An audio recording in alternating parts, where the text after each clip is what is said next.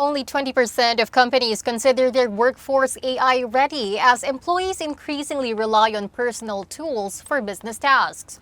To discuss this shift, we have on the line Swagatam Basu of Gartner and Adrian Chung of Career Agility International. Glad you could both join us, Swagatam and Adrian. Let's start with what companies are getting wrong about AI adoption. Can you take us through this? Adrian first.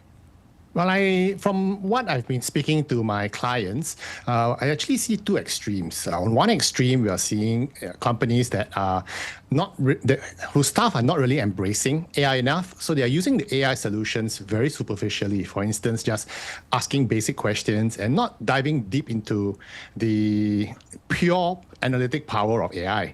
So it's a very touch and go situation where they're not leveraging it to the max. The other shortcoming which I see are some companies where their people are really ready and they are embracing AI so much that they've become over dependent on AI and their skills are affected right now. They're atrophying.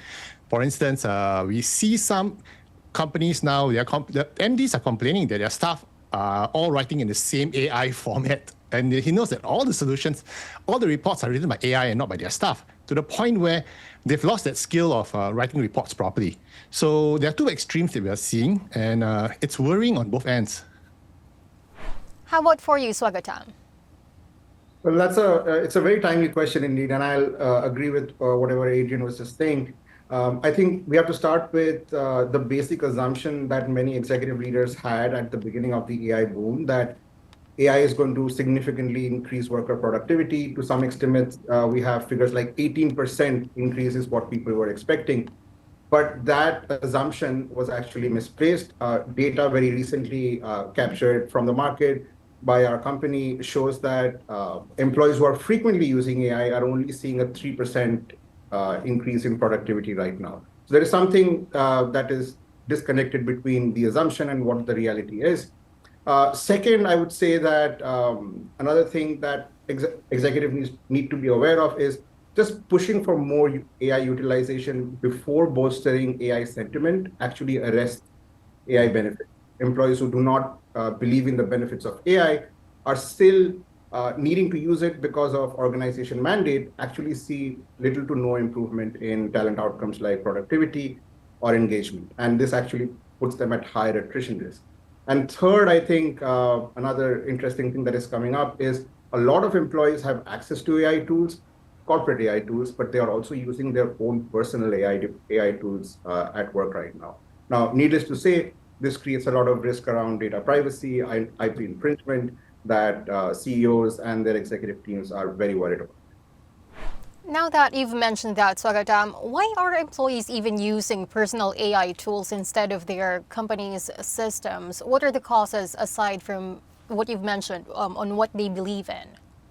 Yeah, there are several reasons. So first is companies are investing a lot in AI tools, whether they are native AI tools or AI features embedded in other software programs, but sometimes employees are simply not aware of it. So that's one issue. We also see that sometimes employees are aware of these features and tools, but they don't know the policies around responsible usage. So that awareness is also at times lacking. And then thirdly, I would say that sometimes corporate AI tool access can be restrictive. Some features may be disabled and employees need to get their job done. And so they just bypass the corporate tool and use a public general access tool instead. And anything else to add, Adrian? Well, I think I do see a lot of employees actually using their personal AI tools outside of the official equipment which they've been issued. Two reasons I see. Number one is a lot of times they have already pre-trained their personal AIs.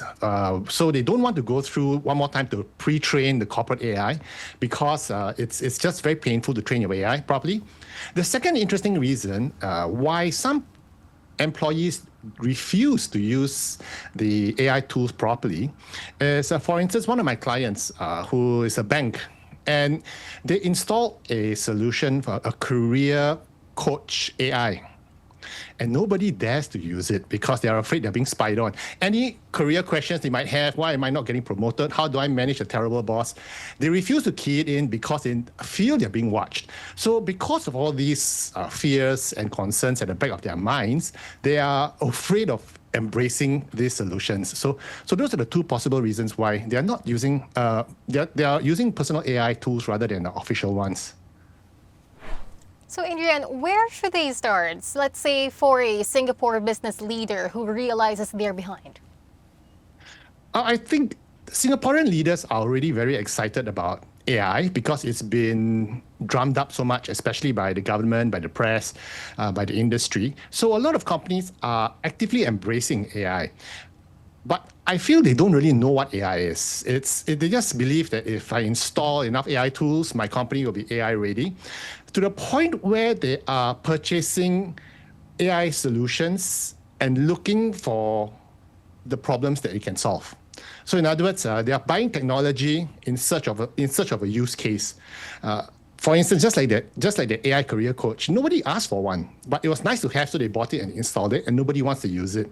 It's become a situation where sometimes it's the tail wagging the dog. So I've got this solution, guys, you go figure out how to use it. What we actually recommend is you have to look at the workflows. What are the bottlenecks? What are the challenges? Then is there a solution that we can either buy off the shelf, create in-house, or better still, a lot of the softwares already have AI solutions embedded in them, like what Swagatam mentioned just now. So they're already built in, so you don't have to purchase additional solutions. So what I'm recommending is to find a use case and then find a solution, not the other way around. And Swagatam, go ahead. Yeah, and I just add to that to say that firstly, the focus needs to shift from simply AI adoption alone to AI utilization for critical skills applications. So what we are seeing is that many employees are heavily adopting AI. They are using AI, but they are using AI for those low value, repetitive jobs instead of using it for that high value activity that requires critical skills application. So for example, you could imagine a software programmer is using AI for summarizing email and learning from the internet instead of writing code. So there needs to be a shift from generic usage to an implementation to utilizing AI for the things that are very core to your job.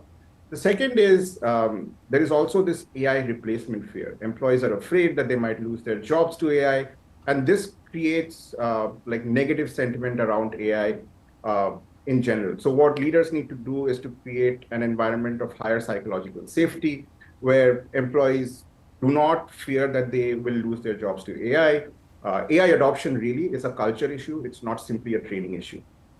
And then thirdly, about that shadow AI or personal AI usage, I think there are a couple of things that leaders can really do.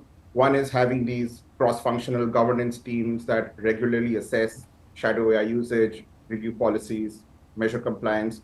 There needs to be technology investment in blocking input to sensitive data into unapproved public AI platforms, restricting or monitoring access to known personal AI services, and then also a periodic assessment to make sure that enterprise AI solutions that the company is purchasing is continuing to serve the needs of the employees, because AI solutions are evolving every day, and it's not safe to just buy one and remain with that. Organizations need to keep assessing periodically. These are all very helpful recommendations. Thank you so much for sharing your thoughts, Swagatam and Adrian. Most welcome. Thank you. Once again, those were Swagatam Basu, Senior Director Analyst for HR Practice at Gartner, and Adrian Chu, CEO and founder of Career Agility International. For more news, visit sbr.com.sg.